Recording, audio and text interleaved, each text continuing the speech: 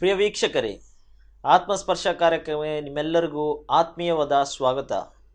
ಕಳೆದ ಎಪಿಸೋಡ್ನಿಂದ ಕಳೆದ ಸಂಚಿಕೆಯಲ್ಲಿ ನಾವು ಹಲವಾರು ಪ್ರಶ್ನೆಗಳಿಗೆ ಉತ್ತರವನ್ನು ಪಡೆಯುತ್ತಾ ಅದರ ಬಗ್ಗೆ ನಾವು ಚರ್ಚಿಸ್ತಾ ಇದ್ದೇವೆ. ವೀಕ್ಷಕರೇ, ಈ ಒಂದು ಸಮಯದಲ್ಲಿ ನಮ್ಮ ಮಧ್ಯದಲ್ಲಿ ದೇವ ಸೇವಕರಾದಂಥ ಜಾಕೆ ಪಿಟ್ರಾಯನವರು ನಮ್ಮ ಮಧ್ಯದಲ್ಲಿ ಇದ್ದಾರೆ. ಅವರಿಗೂ ಸಹ ಸ್ವಾಗತವನ್ನು ಬಯಸುವ. ಸ್ನೇಹಿತರೆ, ನಾವು ಕಳೆದ ಹಲವಾರು ಸಂಚಿಕೆಗಳಿಂದ ಪ್ರಶ್ನೆಗಳನ್ನು ಕೇಳಿ ಅದಕ್ಕೆ ಉತ್ತರವನ್ನು ಏನು ಉತ್ತರ ಪಡೆದುಕೊಳ್ಳುತ್ತಾ ಇದ್ದೇವೆ. ಈ ಒಂದು ಸಮಯದಲ್ಲಿ ಸಹ ನಮ್ಮ ಮುಂದಿರುವಂಥ ಒಂದು ಪ್ರಶ್ನೆಗೆ ನಾವು ಉತ್ತರವನ್ನು ಕೇಳಿ ಪಡೆದುಕೊಳ್ಳುವ. ಅಯ್ಯನವರೇ, ಕಳೆದ ಸಂಚಿಕೆಯಲ್ಲಿ ನಾವು ಪ್ರಶ್ನೆಯನ್ನು ಕೇಳಿ ನಿಮ್ಮ ಹತ್ರ ಉತ್ತರ ಪಡಿತಾ ಇದ್ದೀವಿ. ಕಳೆದ ಸಂಚಿಕೆಯಲ್ಲಿ ರೀಸೆಂಟಾಗಿ ನಾವು ಮರಣದ ಬಗ್ಗೆ ನಾವು ಮಾತನಾಡುತ್ತಾ ಇದ್ದೀವಿ, ಚರ್ಚಿಸ್ತಾ ಇದ್ದೀವಿ. ನೀವು ಹೇಳಿದ್ರಿ ಮರಣದ ನಂತರ ಒಂದು ಬಾಳು ಇದೆ ಎಂಬುದಾಗಿ. ಈ ಒಂದು ಬಾಳು ಒಂದು physical life or spiritual life, ಅಂದರೆ ಒಂದು ಶಾರೀರಿಕವಾದ ಒಂದು ಬಾಳು ಇದೆಯಾ ಅಥವಾ ಆತ್ಮಿಕವಾದ ಒಂದು ಬಾಳು ಇದೆಯಾ? ಇದರ ಬಗ್ಗೆ ಸ್ವಲ್ಪ ನೀವು ವಿವರಿಸಿ ಹೇಳುತ್ತೀರಾ? ಅಂದರೆ ನಮಗಿರುವಂಥ ಈ ಒಂದು ಶರೀರವೇ ಮುಖಾಂತರವಾಗಿ ನಮಗೆ ನಂತರವಾಗಿ ಮರಣದ ನಂತರ ಬಾಳಿದೆಯಾ, ಅಥವಾ ಇದರ ಬಗ್ಗೆ ಸ್ವಲ್ಪ ನೀವು ವಿವರಿಸಿ ಹೇಳುತ್ತೀರಾ? Okay. Life after death. Yeah. And is that life in this body or in another body? Yeah. Is that your question? Yeah, of course. Okay. ಮರಣದ ನಂತರದ ಒಂದು ಜೀವನ, ಆ ಜೀವನ ನಮ್ಮ ಈ ದೇಹದಲ್ಲಿ ನಾವು ಅನುಭವಿಸ್ತೇವೋ ಅಥವಾ ಇನ್ನೊಂದು ದೇಹದಲ್ಲಿ ಅನುಭವಿಸ್ತೋ ಎಂಬುವಂಥದ್ದು ನಿಮ್ಮ ಪ್ರಶ್ನೆ. ಹೌದಯ್ಯ, ಖಂಡಿತ. ತುಂಬಾ ಒಳ್ಳೆ ಒಂದು ಪ್ರಶ್ನೆ ನೀವು ಕೇಳಿದ್ದೀರಿ. ಹೌದು, ಇದು ಬಹಳ ಒಂದು ಮುಖ್ಯವಾಗಿ ಅನೇಕರ ಮನಸ್ಸಲ್ಲಿರ್ತಕ್ಕಂಥ ಒಂದು ಪ್ರಶ್ನೆ ಎಂಬುದಕ್ಕೆ ಸಂದೇಹವೇ ಇಲ್ಲ. ಬಿಡಿ. ಕಳೆದ ಸಂಚಿಕೆಗಳಲ್ಲಿ ನಾವು ಮರಣದ ಕುರಿತು ನಾವು ಮಾತಾಡಿದೆವು, ಮರಣದ ನಂತರ ಇರುವ ಜೀವನದ ಕುರಿತಾಗಿ ನಾವು ಮಾತಾಡಿದೆವು. ಆದರೆ ನಮ್ಮ ಮರಣದ ನಂತರ ಇರುವಂತ ಈ ಒಂದು ಬಾಳ್ವೆ ಅದು ಯಾವ ರೀತಿಯಲ್ಲಿ ಇರುತ್ತದೆ ಎಂಬುದಾಗಿ ಬಹುಶಃ ನಾವು ಸ್ಪಷ್ಟವಾಗಿ ಬಿಡಿಸಿ ಹೇಳಲಿಲ್ಲ ಅಂತ ನನಗೆ ಅನ್ಸುತ್ತೆ. ಅದರ ಬಗ್ಗೆ ಸ್ವಲ್ಪ ವಿವರಿಸಿ ಹೇಳ್ತೀರಿ ನಮ್ಮ ವೀಕ್ಷಕರಿಗೋಸ್ಕರ. ಅದಕ್ಕೆ ಆ ಒಂದು ಪ್ರಶ್ನೆಗೆ ಉತ್ತರ ನಾನು ಹೇಳೋದಕ್ಕೆ ಮೊದಲು ಪುನಃ ಒಂದಾವರ್ತಿ ಮರಣದ ಕುರಿತಾಗಿ ನಾನು ಸ್ವಲ್ಪ ವಿವರಿಸೋದಕ್ಕೆ ಬಯಸ್ತೇನೆ. ಸರಿ. ಈ ಮರಣ ಎಂಬುವಂಥದ್ದು ಮೊದಲನೇದಾಗಿ ಎಲ್ಲರಿಗೂ ಇದೆ ಎಂಬುದನ್ನ ನಾವು ಸ್ಪಷ್ಟವಾಗಿ ತಿಳ್ಕೋಬೇಕು. ಮರಣದಿಂದ ಯಾರು ತಪ್ಪಿಸಿಕೊಳ್ಳಕ ಸಾಧ್ಯ ಇಲ್ಲ. There is a law of death. So no one can escape from that law of the Creator God. ಸೃಷ್ಟಿಕರ್ತನಾದ ದೇವರ ಈ ಒಂದು ನಿಯಮದಿಂದ ಯಾವ ಮನುಷ್ಯನು ತಪ್ಪಿಸಿಕೊಳ್ಳಲಿಕ್ಕೆ ಸಾಧ್ಯವಿಲ್ಲ. ಅದು ಸತ್ಯದೇವರನ್ನು ನಂಬಿದ ವ್ಯಕ್ತಿ ಆದರೂ ಸರಿ, ನಂಬದೇ ಇರತಕ್ಕಂಥ ವ್ಯಕ್ತಿ ಆದರೂ ಸರಿ. ಸರಿ, ಎಲ್ಲರಿಗೂ ಸಾವು ಇದೆ ಎಂಬುದಾಗಿ. ಕರೆಕ್ಟ್, ಎಲ್ಲರಿಗೂ ಸಾವಿದೆ. ಸರಿ. ಯಾಕಂದ್ರೆ ಬೈಬಲ್ನಲ್ಲಿ 8ನೇ ಅಧ್ಯಾಯ, ರೋಮಾಪುರದವರಿಗೆ ಬರೆದ ಪತ್ರ 8ನೇ ಅಧ್ಯಾಯದ 2ನೇ ವಚನದಲ್ಲಿ, in chapter 8 of Romans and verse 2, it says there is a law of death. Law of death ಇದು ದೇವರೇ ಕೊಟ್ಟಿರತಕ್ಕಂತ ಒಂದು ನಿಯಮವಾಗಿದೆ. ಈ ನಿಯಮ ಹೇಗೆ ಮನುಷ್ಯನ ಮೇಲೆ ಪ್ರಭಾವ ಬೀರಿತ್ತು ಎಂಬುದರ ಬಗ್ಗೆ ಆರಂಭದ ಸಮಯದಲ್ಲಿ ನಾನು ಹೇಳಿದೆ. ಅಂದ್ರೆ ಮನುಷ್ಯನು ದೇವರಿಗೆ, ಸೃಷ್ಟಿಕರ್ತನಿಗೆ ತಿರುಗಿ ಬಿದ್ದು, ಸೃಷ್ಟಿಕರ್ತನ ನಿಯಮಗಳಿಗೆ ಅವನು ಅಧೀನವಾಗದೆ ಮನುಷ್ಯರ ಮತ್ತು ದೇವರ ವೈರಿಯಾಗಿರತಕ್ಕಂತ ಸೈತಾನನ ಮಾತಿಗೆ ವಿಧೇಯನಾಗಿ ಅವನ ಮಾತಿನಂತೆ ಅವನು ನಡೆದುಕೊಂಡಾಗ, ದೇವರ ನಿಯಮವನ್ನು ಮನುಷ್ಯರು ಮೀರಿದಾಗ ಅದರ ಪರಿಣಾಮವಾಗಿ ಮರಣ ಎಂಬುದು ಮನುಷ್ಯರೆಲ್ಲರೊಳಗೂ ಪ್ರವೇಶಿಸಿತ್ತು ಎಂಬುದಾಗಿ ನಾವು ರೋಮಾಪುರದವರಿಗೆ ಬರೆದ ಪತ್ರ 5ನೇ ಅಧ್ಯಾಯದ ಸರಿ 12ನೇ ವಚನ ಹಾಗೂ 17ನೇ ವಚನದಿಂದ 19ನೇ ವಚನಗಳ ತನಕ ಓದುವಾಗ ಗೊತ್ತಾಗ್ತದೆ. ಸರಿ ಅಯ್ಯ. So because of the deliberate disobedience of man, Adam and Eve, Yes. because they deliberately broke the law of God, the commandment of God, as a result, sin entered, or death entered into the human soul, spirit, and the body. That's what I said in the last episode. Alva? Yeah. So ಈ ರೀತಿಯಾಗಿ ಮರಣಕ್ಕೆ ಮನುಷ್ಯನು ಒಳಗಾಗಿದ್ದಕ್ಕೆ ಕಾರಣ ಅವನು ದೇವರ ನಿಯಮಗಳನ್ನ ಉಲ್ಲಂಘಿಸಿದ, ಮೀರಿದ. ಓಕೆ, ಈ ಕಾರಣದಿಂದ ಮನುಷ್ಯರೆಲ್ಲರಿಗೂ ಅವನು ಶಿಷ್ಟನಾಗಲಿ ಅವನು ದುಷ್ಟನಾಗಲಿ, weather he is good man or a wicked evil man, man has to die one day.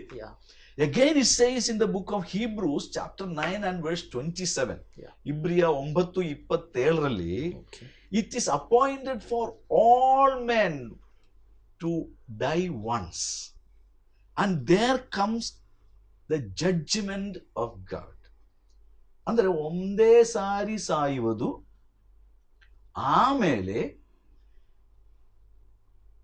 ನ್ಯಾಯ ತೀರ್ಪು ಮನುಷ್ಯರೆಲ್ಲರಿಗೂ ದೇವರು ನೇಮಿಸಿದ್ದಾನೆ ಎಂದು ಬರ್ತದೆ.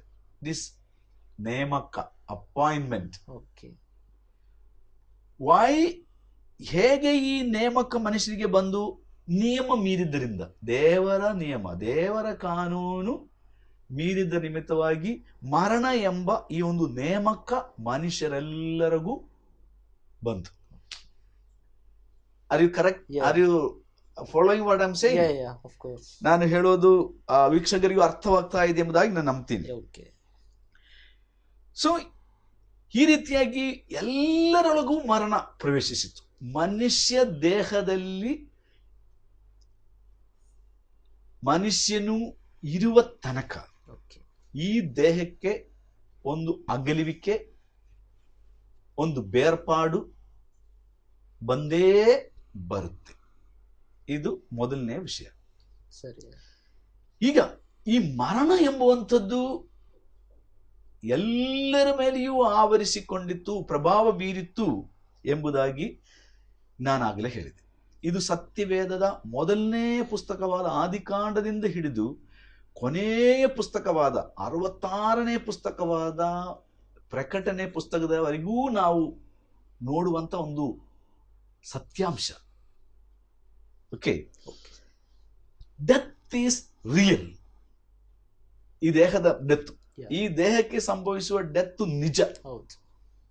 ಆದ್ರೆ ಈ ನಿಜವಾದ ದೈಹಿಕ ಮರಣಕ್ಕೆ ಕಾರಣ ಆತ್ಮದಲ್ಲಿ ನಡೆದಂತ ಮರಣ ಎಂಬುದಾಗಿ 2-3 ಸಂಚಿಕೆ ಹಿಂದೆ ನಾನು ಹೇಳಿದೆ. ಕರೆಕ್ಟ್ ನೆನಪಿದೆಯಲ್ಲ? ಹೌದೌದು. ಸೊ ದೇವರ ಕಾನೂನು ಮನುಷ್ಯರು ಮೀರಿದಾಗ ಮೊದಲು ಅವರ ಆತ್ಮ ಮತ್ತು ಜೀವದೊಳಗೆ ಮರಣ, ಬೇರ್ಪಾಡು, ಅಗಲುವಿಕೆ ಸಂಭವಿಸಿತು. ಅದರ ಪರಿಣಾಮವಾಗಿ ದೇಹದಲ್ಲಿಯೂ ಸಾವು ಅಥವಾ ಮರಣ ಸಂಭವಿಸಿತು. ಈ ಮರಣ ಎಂಬುದು very strong. Death is very strong. ಇದು ಸೊಲೊಮೋನನು, ಪ್ರಪಂಚದಲ್ಲಿ ಬದುಕಿದ ಅತಿ ದೊಡ್ಡ ಜ್ಞಾನಿಯಾಗಿದ್ದ ಸೊಲೊಮೋನನು ಪರಮಗೀತೆ ಎಂಬ ಪುಸ್ತಕ 8ನೇ ಅಧ್ಯಾಯದ 6ನೇ ವಚನದಲ್ಲಿ ಹೇಳುತ್ತಾನೆ, death is as strong as love. ಅಂದ್ರೆ ಲೋಕದಲ್ಲಿ ಮನುಷ್ಯರ ಮಧ್ಯದಲ್ಲಿ ಪ್ರೀತಿ ಬಹಳ ದೊಡ್ಡದು, ಪ್ರೀತಿ ಬಹಳ ಬಲವಾದದ್ದು ಅಂತ ಹೇಳ್ತಾರಲ್ಲ. ಪ್ರೀತಿಗೋಸ್ಕರ ಮನುಷ್ಯರು ಏನ್ ಬೇಕಾದ್ರೂ ಮಾಡ್ತಾರೆ.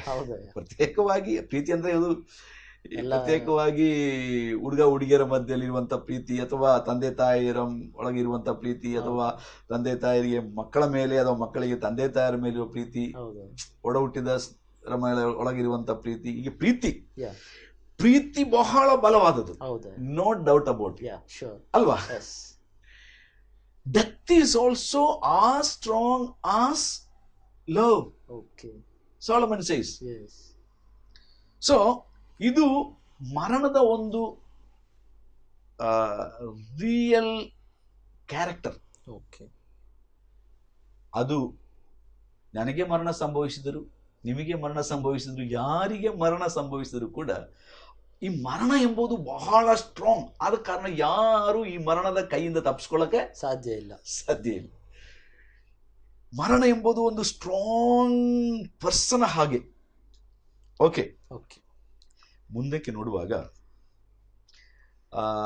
ಇನ್ನು ನಿಮಗೆ ನಾನು ಒಂದು ಸ್ವಲ್ಪ ಹೇಳೋದಾದ್ರೆ ಈ ಮರಣದ ಹಲವಾರು characters. I just want to, maybe for the help of all our viewers, I may explain some of the characteristics of death. ಮರಣದ ಕುರಿತಾಗಿರತಕ್ಕಂಥ ಕೆಲವೊಂದು ಗುಣಾತಿಶಯಗಳು, ಗುಣಲಕ್ಷಣ. ಒಂದನೇದು, ಮರಣ ಎಂಬುದು ತುಂಬಾ ಬಲವಾದದ್ದು. ಎರಡನೇದು, ಮರಣ ಎಂಬುವಂಥದ್ದು ಅದೊಂದು ಉರುಳಿನ ಹಾಗೆ ಎಂಬುದಾಗಿ ಸತ್ಯವೇದ ಹೇಳುತ್ತದೆ. ಉರುಳು ಅಂದರೆ this snare. Okay, net. Yeah, snare, net. Yeah. Okay. Something which trap us. Yeah. It is said in the book of Psalms 18 and verse 5. 18 and verse 5. ಬೇಕಾದ್ರೆ ನೀವು ಓದಬಹುದು. Maybe you can read it. Psalm 18 and 5. Then again in Proverbs chapter 13 and verse 14.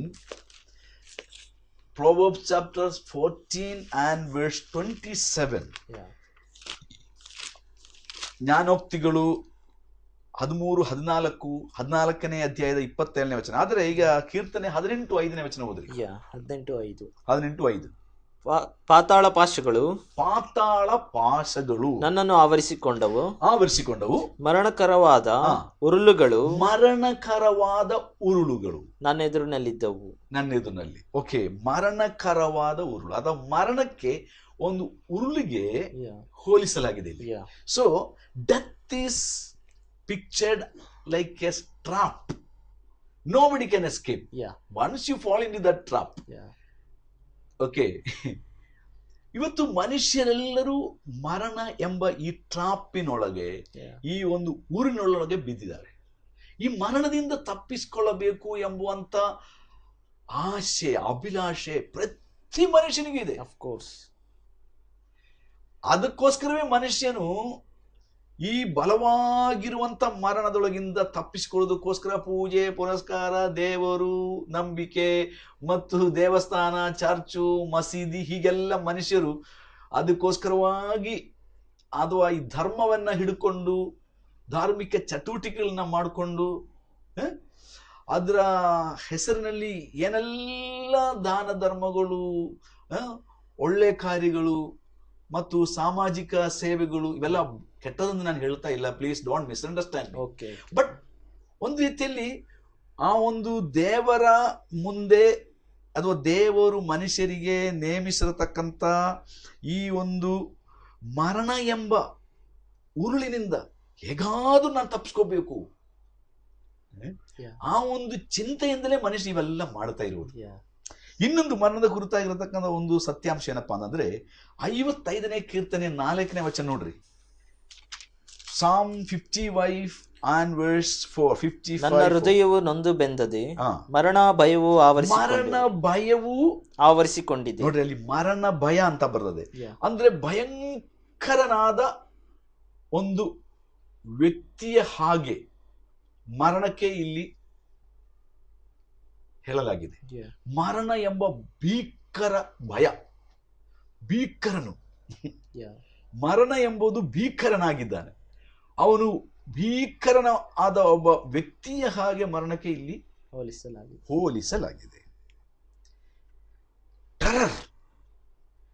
Psalm 116 and verse 3 ಓದ್ಬೇಡಿ, ಅಲ್ಲಿ ಕೂಡ ಇನ್ನೊಂದು ರೀತಿಯಲ್ಲಿ ನಾವು ನೋಡುತ್ತೇವೆ. ಪಾತಾಳ ವೇದನೆ ಅಂತ ಬರ್ತದೆ. ಪಾತಾಳ ವೇದನೆ, the pain, the torment of death ಅಂತ. ಅಂದ್ರೆ ಮರಣದ ಆ ಒಂದು ಸಮಯದಲ್ಲಿ ಮನುಷ್ಯರು ದಾಟಿ ಹೋಗುವಂತಹ, ಅನುಭವಿಸುವಂತಹ ಆ ಭಯಂಕರವಾದ ಭಯದ ಬಗ್ಗೆ ಇಲ್ಲಿ ದೇವರು ಭಕ್ತನಾದ ದಾವೀದನ ಮೂಲಕವಾಗಿ ಸತ್ಯಾಂಶವನ್ನ ತಿಳಿಪಡಿಸ್ತಾ ಇದ್ದಾನೆ.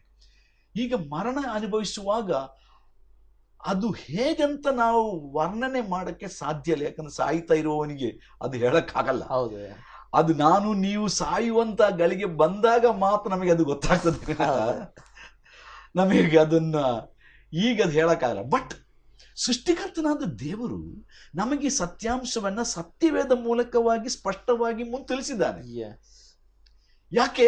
ಮರಣದ ಬಗ್ಗೆ ಇರುವಂತ ಈ ಭೀಕರವಾದ ಭಯವನ್ನು ನಾವು ತಪ್ಪಿಸಿಕೊಳ್ಳುವುದಕ್ಕೆ ನಮ್ಮ ಮನಸ್ಸನ್ನು, ನಮ್ಮ ಆತ್ಮವನ್ನು, ನಮ್ಮ ಶರೀರವನ್ನು ಮರಣದ ಸಮಯಕ್ಕೋಸ್ಕರ ನಂಬಿಕೆಯಿಂದ, ನಿರೀಕ್ಷೆಯಿಂದ ಸಿದ್ಧಪಡಿಸಿಕೊಳ್ಳುವುದಕ್ಕೋಸ್ಕರ ಈ ವಿಷಯಗಳೆಲ್ಲ ದೇವರು ನಮಗೆ ಮುಂದಾಗಿಯೇ ತಿಳಿಸಿದ್ದಾನೆ. Is that not wonderful? ಇದು ಎಷ್ಟು ಶ್ರೇಷ್ಠವಾದ ಸಂಗತಿ. ಇದು ಬೈಬಲ್ ನಲ್ಲಿ ಮಾತ್ರ, ಸತ್ಯವೇದದಲ್ಲಿ ಮಾತ್ರ ನಮಗೆ ಕಾಣಕ್ಕೆ ಸಾಧ್ಯ. ನೋಡ್ರಿ, ಬೇರೆ ಯಾವ ಧರ್ಮ ಗ್ರಂಥಗಳಲ್ಲಿ ನಾವು ಈ ಸತ್ಯ ನೋಡಕ್ಕೆ ಸಾಧ್ಯ ಇಲ್ಲ. ಇನ್ನೊಂದು ವಿಷಯ ಮರಣದ ಕುರಿತಾಗಿ, 4ನೇದಾಗಿ ಮರಣದ ಕುರಿತಾಗಿ ಒಂದು ವಿಶೇಷವಾದ ಸತ್ಯಾಂಶ, ಅಪೊಸ್ತಲ ಕೃತ್ಯಗಳು in the book of acts chapter 2 verse 44, ಅಪೊಸ್ತಲ ಕೃತ್ಯಗಳು 2:24. ಇಲ್ಲಿ ನಾವು ಓದುವಾಗ ಮರಣ ಎಂಬುದು ಒಂದು ಬಂಧನ ಎಂಬುದಾಗಿ ಬಂದ, ಮರಣ ಬಂಧನ, ಹಾಗಲ್ವಾ? ಹೌದು. ಓದಿ ಆ ಒಂದು ಭಾಗ. ದೇವರು ಮರಣ ವೇದನೆಗಳಿಂದ ಬಿಡಿಸಿ ಎಬ್ಬಿಸಿದನು. ಮರಣ ವೇದನೆಗಳಿಂದ ಬಿಡಿಸಿ ಎಬ್ಬಿಸಿದನು. ಮರಣ ಎಂಬುದು ತುಂಬಾ ವೇದನಾಜನಕವಾದದ್ದು. It's another fact about death. Some people think that if I die within a minute, within a fraction of second, I will not have the pain of death. Some people think in that way. That is not right. ಮರಣ ಒಂದು ನಿಮಿಷದೊಳಗೆ ನಾನು ಸತ್ತು ಹೋಗ್ತೇನೆ. Shoot ಮಾಡಿದ್ರೆ ನಾನು shoot ಮಾಡುವಾಗ ಎಷ್ಟು ಸಮಯ ಆಗ್ತದೆ? Fraction of second. ಮರಣದ ಒಂದು ವೇದನೆಯಿಂದ ನಾನು ತಪ್ಪಿಸ್ಕೊಳ್ಬಹುದು ಎಂಬುದಾಗಿ ತಪ್ಪಾಗಿ ತಿಳ್ಕೊಳ್ತಾರೆ. ಆದ್ರೆ ಮರಣ ಶೂಟ್ ಮಾಡಿ ಸತ್ತರೂ ಸರಿ, ಬಾಂಬ್ ಸ್ಫೋಟವಾಗಿ ಸತ್ತರೂ ಸರಿ, ಆಕ್ಸಿಡೆಂಟ್ ಆಗಿ ಸತ್ತರೂ ಸರಿ, ಅನೇಕ ದಿವಸಗಳು ಹಾಸಿಗೆ ಮೇಲೆ ರೋಗಿಯಾಗಿ ಮಲಕೊಂಡು ಒಬ್ಬ ವ್ಯಕ್ತಿ ಸತ್ತು ಹೋದರೂ ಸರಿ, ಹೇಗೆ ಸಂಭವಿಸಿದ್ರು ಮರಣ ಎಂಬುದು ಸಂಭವಿಸುವಾಗ ಅದು ಎಲ್ಲರಿಗೂ ತುಂಬಾ ಬಲವಾದ ವೇದನೆ ಕೊಡುವಂತ ಒಂದು ಅನುಭವ ಎಂಬುದಾಗಿ ಸತ್ಯವೇದ ಹೇಳುತ್ತದೆ. ಅದು ದೈವ ಭಕ್ತನಿಗಾದರೂ ಸರಿ, ಅಲ್ಲದವನಿಗಾದರೂ ಸರಿ, ಅದು ವೇದನೆ. ಇದು ಹೇಗಂತ ನೀವು ಕೇಳ್ತೀರಾ? ಯಾಕಂದ್ರೆ ಈಗ ಸಾಯುವಾಗ ಇರೋ ವೇದನೆ ನಾನು ಸಾಯುವಾಗ ಮಾತ್ರ ನನಗೆ ಗೊತ್ತಾಗ್ತದೆ. ಅದು ನನಗೆ ಎಕ್ಸ್ಪ್ಲೈನ್ ಮಾಡಕ್ ಆಗಲ್ಲ. ನನಗೆ ಆ ಸಾವು ಬಂದಾಗ ನನಗೆ ಅದು ಗೊತ್ತಾಗ್ತದೆ. ಈಗ ನಾನು ಸಾಯ್ತಾ ಇರುವಾಗ ನನ್ನ ಹೆಂಡತಿಯನ್ನು ಬಿಟ್ಟು ಹೋಗುದು ನನಗೆ ವೇದನೆ ಅಲ್ವಾ? ನನ್ನ ಮಕ್ಕಳನ್ನು, ನನ್ನ ಮೊಮ್ಮಕ್ಕಳನ್ನು, ನನ್ನ ಒಡ ಹುಟ್ಟಿದವರನ್ನು, ನನ್ನ ಪ್ರಿಯರನ್ನು, ನನ್ನ ಸ್ನೇಹಿತರನ್ನು ನಾನು ಎಂದೆಂದಿಗೂ ಈ ಭೂಮಂಡಲದಿಂದ ಅಗಲಿ ಹೋಗುವಾಗ ನನಗೆ ವೇದನೆ ಆಗೋದಿಲ್ವಾ? ಆಗುತ್ತೆ, ಖಂಡಿತ. ಈಗ ಇದು ನನ್ನ ವ್ಯಕ್ತಿಗತವಾದ ವೇದನೆ. ಈಗ ನಾನು ಸಾಯುವುದನ್ನು ನೋಡುತ್ತಿರುವಂತವರಿಗೆ ವೇದನೆ ಆಗಲ್ವಾ? ಆಗುತ್ತೆ, ಖಂಡಿತ. ಹಾಗಾದ್ರೆ ಸಾಯುವಂತ ನನಗೂ ನನ್ನ ಸಾವನ್ನು ವೀಕ್ಷಿಸ್ತಿರುವ ಇತರರಿಗೂ ಅದು ಮನಸ್ಸಿನಲ್ಲಿ ಎಷ್ಟೊಂದು ವೇದನೆ ಆಗ್ತದೆ. ಅದು ಎಕ್ಸ್ಪ್ಲೈನ್ ಮಾಡಕ್ ಆಗಲ್ಲ. That is why God has revealed this truth in this Bible, that death is painful. Death is painful. But ಸತ್ಯದೇವರಾದ ಸೃಷ್ಟಿಕರ್ತನಲ್ಲಿ ನಂಬಿಕೆ ಇಟ್ಟಂತ ಒಬ್ಬ ನಿಜ ಭಕ್ತನಿಗೆ ಮರಣ ಎಂಬುವಂತ ಆ ಒಂದು ಗಳಿಗೆ ಬಂದಾಗ ಆ ವೇದನೆಯನ್ನ ಬಹಳ ಸುಲಭವಾಗಿ, ಸುಗಮವಾಗಿ, ಸಂತೋಷವಾಗಿ ಅನುಭವಿಸಿಕೊಂಡು ಆ ಮರಣದ ವೇದನೆಯನ್ನ ಸಹಿಸಿಕೊಂಡು ಆಚೆ ದಾಟುವುದಕ್ಕೆ ಅವನಿಗೆ ಸಾಧ್ಯ. What is the reason pastor? ಯಾಕೆ ಅವನು ಅಷ್ಟು ಸಂತೋಷವಾಗಿ ಸ್ವೀಕರಿಸ್ತಾನೆ? ಇದರ ಬಗ್ಗೆ ಸ್ವಲ್ಪ ವಿವರಿಸಿ ಹೇಳುತ್ತೀರಾ? ಯಾಕಂದ್ರೆ ನಾನು ಹೇಳಿದೆ ನನ್ನ ಪ್ರಸ್ತಾವನೆಯಲ್ಲಿ ಅದು ಆ ಉತ್ತರ ಅಡಗಿದೆ. ಯಾಕಂದ್ರೆ ಅವನು ಸತ್ಯದೇವರಾದ ಸೃಷ್ಟಿಕರ್ತನಲ್ಲಿ ನಂಬಿಕೆ ಇಟ್ಟು ನಿರೀಕ್ಷೆಯುಳ್ಳವನಾಗಿ ಸಾಯುವುದರಿಂದ, ಅಂಥೊಬ್ಬ ವ್ಯಕ್ತಿ ಸಾಯುವಾಗ ಅವನಿಗೆ ಸಂತೋಷ ಮತ್ತು ನಿರೀಕ್ಷೆ ಇರುವುದರಿಂದ ಆ ನೋವು ಸುಲಭವಾಗಿ ಅನುಭವಿಸಿಕೊಂಡು ಆಚೆ, ಅಂದರೆ ಈ ಲೋಕವನ್ನು ದಾಟಿ ಮೇಲೋಕವನ್ನ ಪಡೆದುಕೊಳ್ಳುವಂತ ಆ ಒಂದು ಭಾಗ್ಯ ನಿರೀಕ್ಷೆ ಅವನಿಗಿರುವುದರಿಂದ ಅವನು ಆ ನೋವನ್ನು ಸಂತೋಷವಾಗಿ ಅನುಭವಿಸಿಕೊಳ್ತಾನೆ. ಇನ್ನೊಂದು ವಿಷಯ ಮರಣದ ಕುರಿತಾಗಿ, ಮರಣ ಎಂಬುದು ಅದು ಪಾಪದ ಒಂದು ಕೂಲಿ, ಪಾಪದ ಒಂದು ಸಂಬಳದ ನಿಮಿತ್ತವಾಗಿ ಬಂದಿದೆ ಎಂಬುದಾಗಿ ಸತ್ಯವಾದ ಹೇಳುತ್ತೆ. Okay. So another character about sin is, death is wage of sin. It is the wage of our sin. ರೋಮಾಪುರದವರಿಗೆ 6ನೇ ಅಧ್ಯಾಯ 23ನೇ ವಚನ, 5ನೇ ಅಧ್ಯಾಯದ 12ನೇ ವಚನ ಹಾಗೂ 5ನೇ ಅಧ್ಯಾಯದ 17ರಿಂದ 19ನೇ ವಾಕ್ಯ ತನಕ ಓದುವಾಗ, ಇನ್ Romans chapter 6:23, 5, 12, 17 to 23, all these verses tells us death is the wage of our sin. ಪಾಪದ ಫಲಿತಾಂಶವಾಗಿ ನಮಗೆ ಈ ಮರಣ ಎಂಬುದು ಬಂದಿದೆ. ಈಗ ಸಮಯವು ಬೇಗ ದಟ್ಟುತ್ತಾ ಇದೆ ನೋಡಿ ನಮ್ದು. ಈಗ ಇನ್ನೊಂದು ವಿಷಯ ಹೇಳುವುದಾದರೆ, ಈ ಮರಣದ ಕುರಿತಾಗಿ, ಮರಣ ಮನುಷ್ಯನ ವೈರಿಯಾಗಿದ್ದಾನೆ. ಮನುಷ್ಯನ ವೈರಿ ಮರಣ, ಮತ್ತು ಮರಣ ದೇವರ ವೈರಿ ಕೂಡ. 1 ಕೊರಿಂಥ 15ನೇ ಅಧ್ಯಾಯದ 24ನೇ ವಚನದಿಂದ 28, in 1 Corinthians chapter 15 verse 24 to 28 says, death is the enemy of humanity.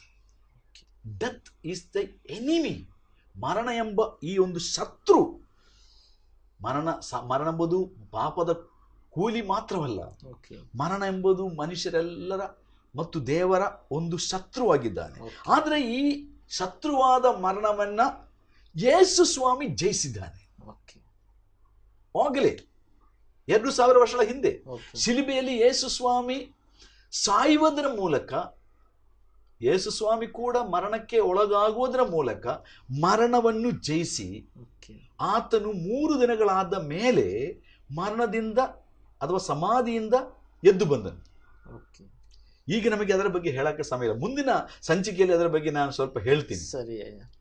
ಅಂದರೆ ನಾನು ಓದಿದ್ದೆ ಅಯ್ಯವರೇ, ಯೇಸು ಕ್ರಿಸ್ತನು 3ನೇ ದಿನ ಆದ್ಮೇಲೆ ಮರಣವನ್ನು ಜಯಿಸಿದ ಎಂಬುದಾಗಿ.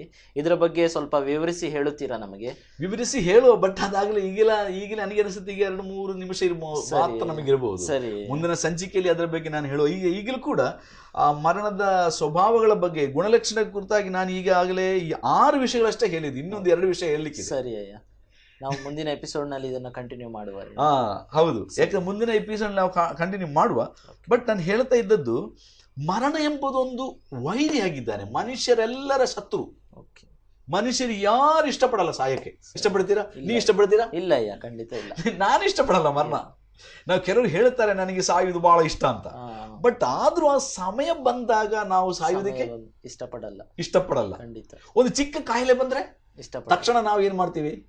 ವೈದ್ಯರ ಹತ್ರ ಹೋಗ್ತೀವಿ, ಡಾಕ್ಟರ್ ಹತ್ರ ಹೋಗ್ತೀವಿ, ಮದ್ದು ತಗೊಳ್ತೀವಿ, ಇಂಜೆಕ್ಷನ್ ತಗೊಳ್ತೀವಿ, ಅಥವಾ ನಾವು ಹೇಗಾದ್ರೂ ಸಾಯದಿರುವುದಕ್ಕೆ ಪ್ರಯತ್ನ ಮಾಡ್ತೀವಿ.